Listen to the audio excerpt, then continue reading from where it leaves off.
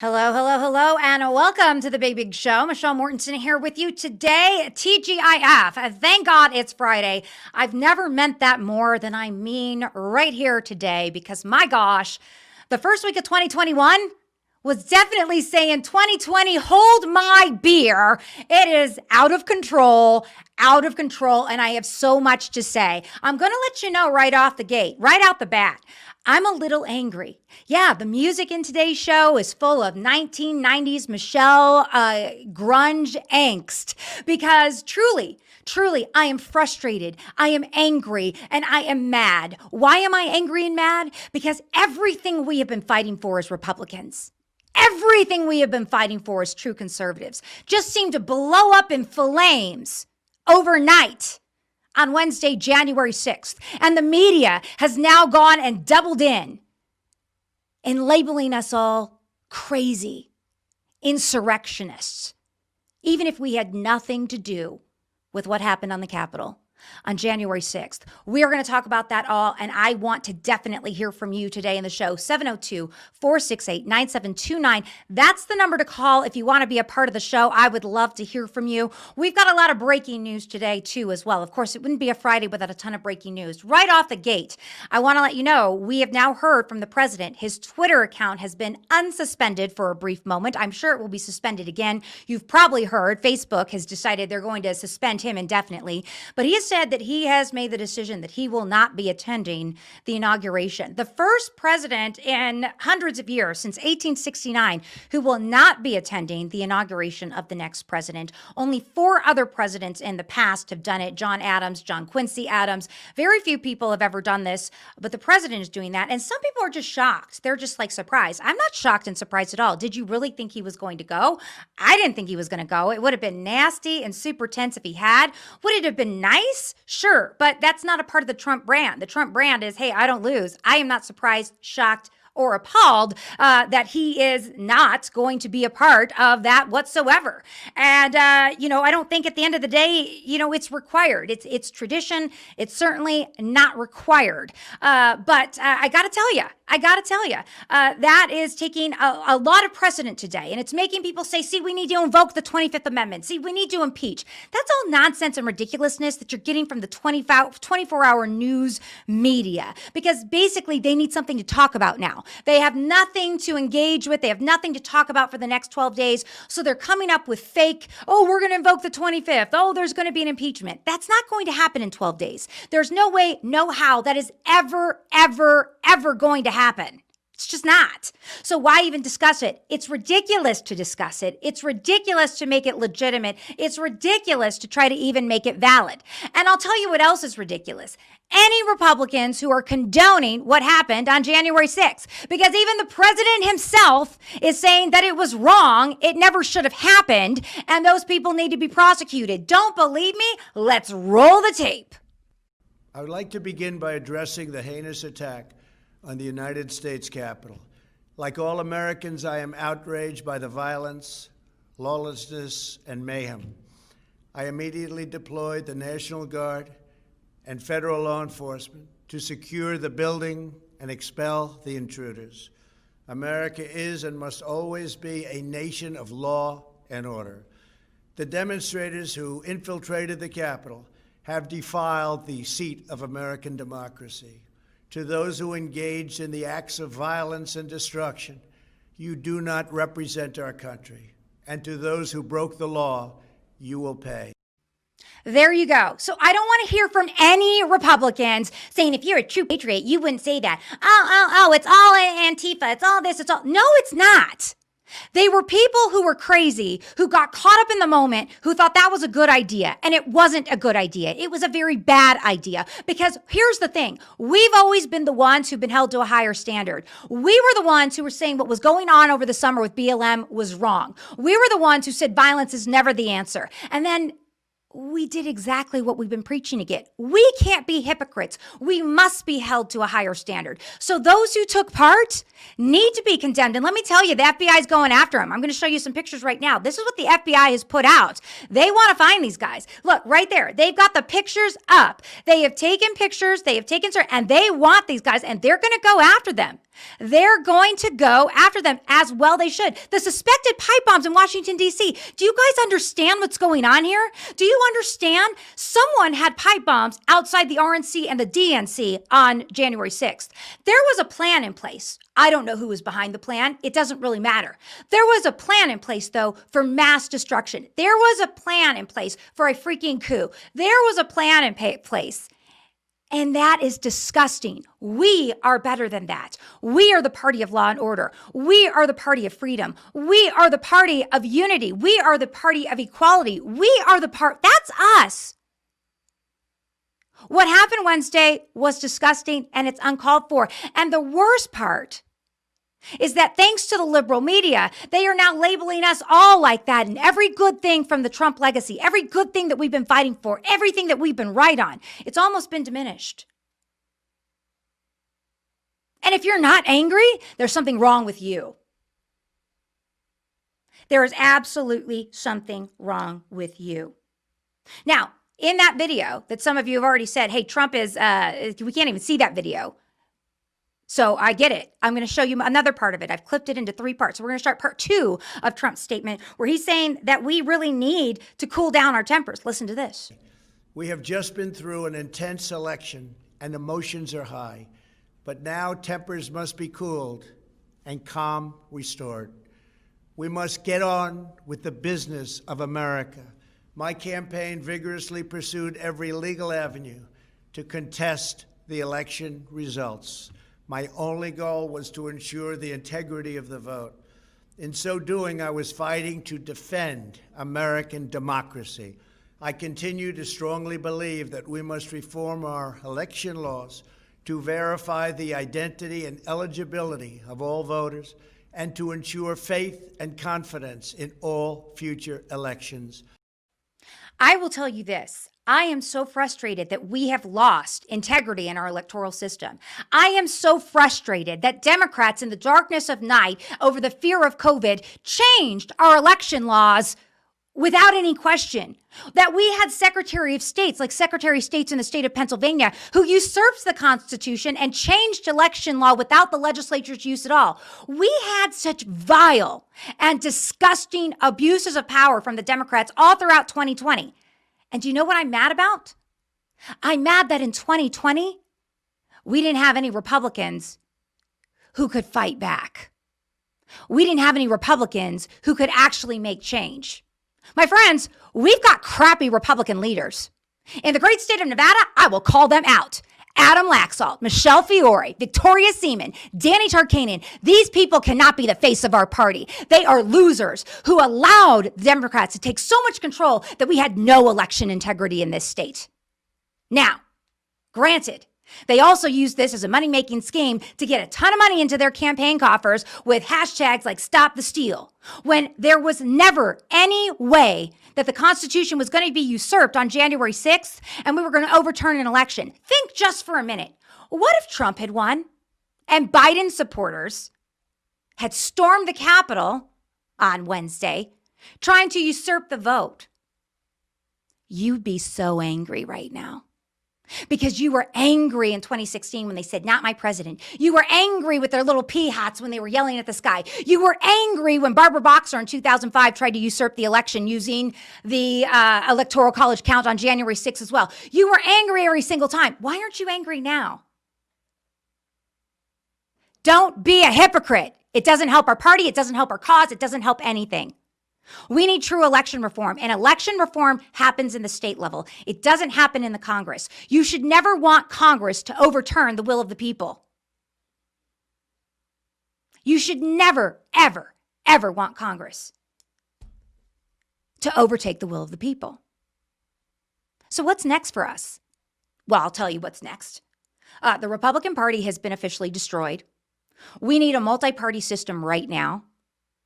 And I'm all for it. Let's transform into a parliamentary system. And we need more specific parties. Let there be a Socialist Party, a Patriot Party, Republicans, Democrats, Green Party. I don't give a rat's. And we need to move on. And is Donald Trump going to be the head of the Republican Party from here on out? Well, let's listen to what he said last night. We'll run the tape. A new administration will be inaugurated on January 20th. My focus now turns to ensuring a smooth, orderly, and seamless transition of power. To the citizens of our country, serving as your president has been the honor of my lifetime. And to all of my wonderful supporters, I know you are disappointed, but I also want you to know that our incredible journey is only just beginning. Thank you, God bless you, and God bless America. Listen, he said it right there. His journey's only beginning. He has no intention of going anywhere. I think he's going to run for office again. I think in 2022, he's going to try to run people against every person who did not stand with him. And that's why I think we need a multi-party system now, because I don't want it under the Republican brand. I don't want it under the GOP brand. We need to start factioning out. I think it's the best thing that we can do for our future. Because let me tell you what's going to happen in 22.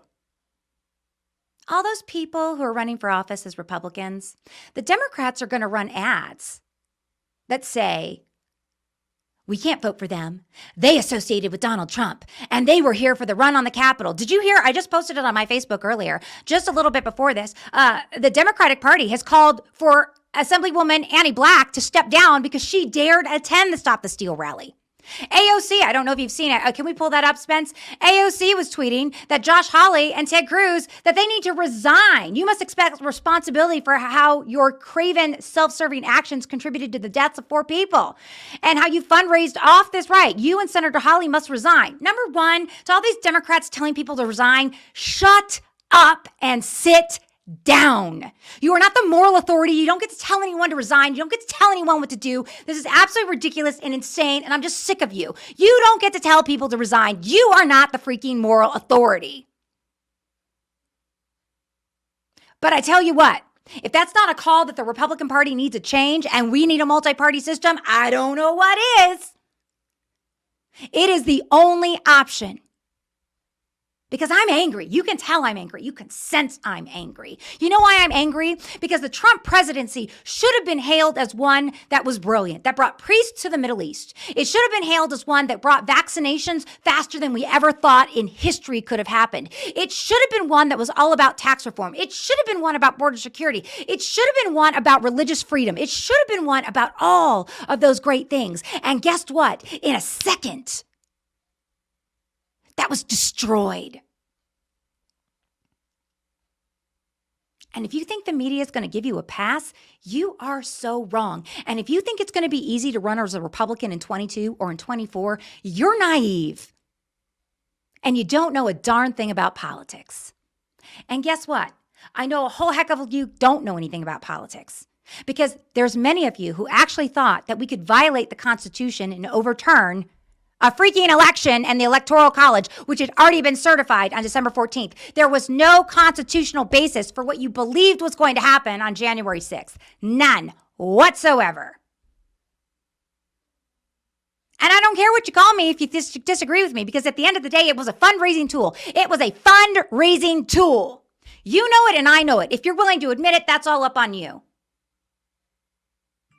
But you were lied to, and I'm sorry you're lied to, because you know what? I am sick and tired of everyone being lied to. I am sick and tired of no one getting the truth. I am sick and tired of the left constantly telling people that we're crazy. I'm sick and tired of it. I'm sick and tired of it. And I'm sick and tired of the right being lied to and the right believing things that just aren't even true.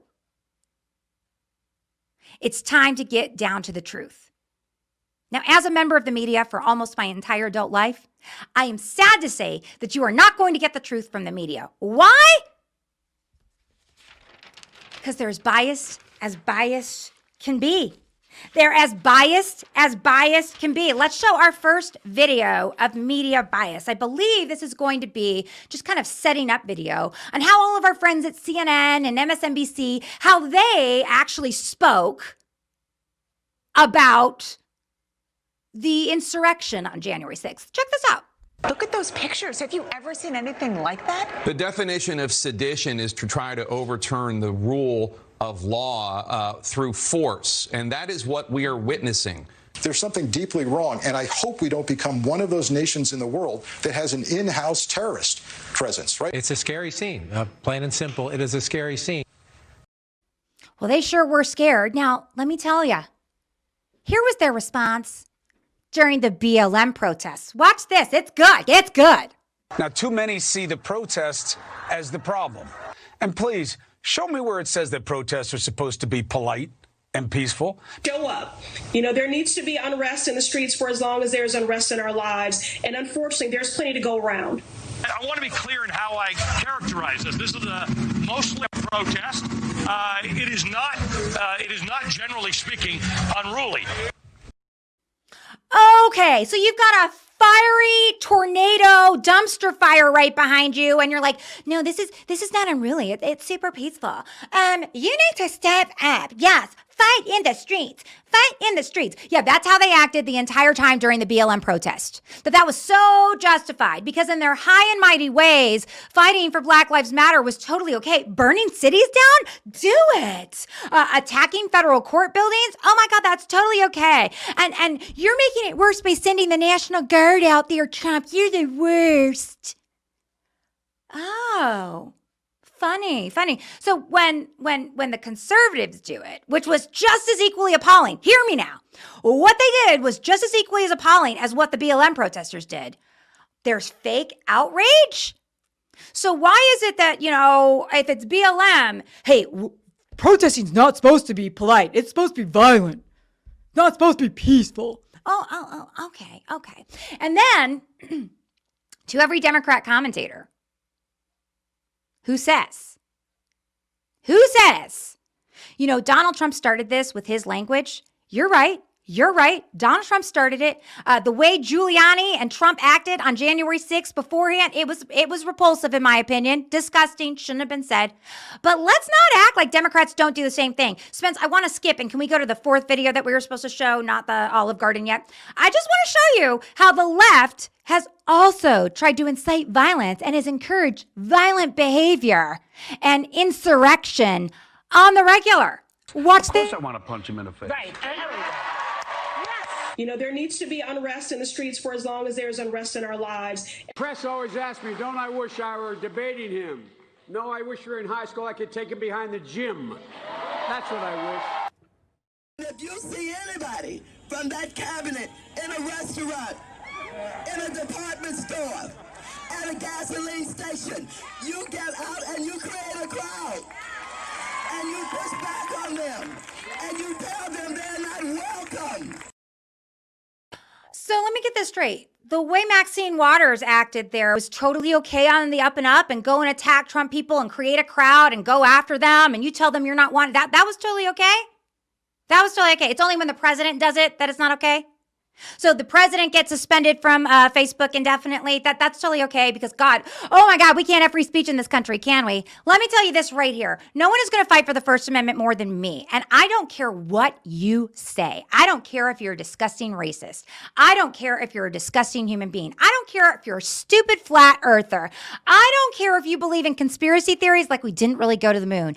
I will battle your right to say what you want to say. Now, I might make fun of you and say that you're stupid or that you're wrong or that you're racist or that you're disgusting or that you're trash. I might call you names. I might be very, very vicious, but you have the right to say it. I am sick and tired of media and their freaking double standard where the left can say whatever the heck they want and it's okay and it's justified and it's just fine. And we're going to silence you on social media if you're conservative because you're the devil. This is ridiculous. And if it's not making you mad, you're not paying attention. You need to get angry. You need to get frustrated. You need to get pissed. But that doesn't mean go storm the Capitol, okay? Let's just make that abundantly clear. That doesn't mean go storm the Capitol. That you are held to a higher standard. You've got to do better. You've got to do better. But part of it, honestly, is you gotta quit following sheep. Because the Adam Laxalts of the world are just little sheep who do whatever they can to fill their campaign coffers with cash. We've become all about money. You realize that, right? Oh, they've got the most money, then they need to win. Oh, wait, they said they were the Trumpiest, so they need to win. You don't research anybody. You don't find out what they really believe. You don't know what they stand for. You don't know if they have any cojones. Most of them are all living Ken dolls. Nothing down there. Super smooth. Most of them can't go on camera and talk. On Monday, remember we had Ron Johnson. I like Ron Johnson, but my God, he let Chuck Todd just ramble all over him. He didn't know how to handle the situation because these people we're electing, they don't even know how to speak on camera, and they sure as shooting don't know how to fight. Yeah, I'm mad. I'm mad about what we've become. All right, a lot more to talk about on the show. We're going to talk about Georgia, too, because quite honestly, what happened in Georgia this week is kind of disgusting and a disgrace. And, well, there's going to be some severe consequences for this. Plus some shocking news about what's going on at CCSG a little bit later. Plus, we're also going to be talking to a Pulitzer Prize nominated journalist a little bit later in the show. So stay tuned. Stick with us for a quick commercial break.